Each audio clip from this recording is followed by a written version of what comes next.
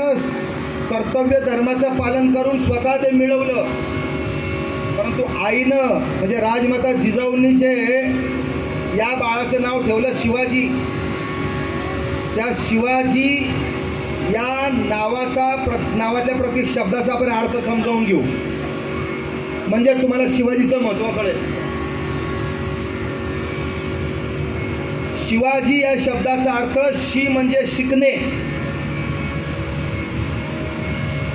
वा म्हणजे जे शिकले. छत्रपती शिवाजी महाराज आपल्या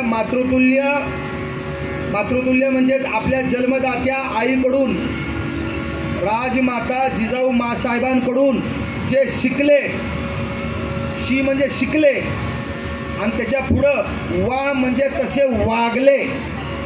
बघा,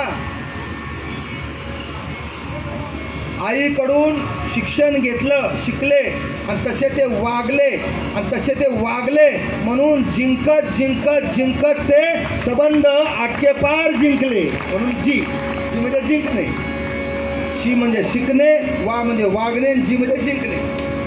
ते जिंकत राहिले, त्यांनी कधी अपयश पाहिलं नाही, लक्षात ठेवा. म्हणजे शिवाजी, असा हा शिवाजी ज्यांना आपण छत्रपती शिवाजी महाराज म्हणतो,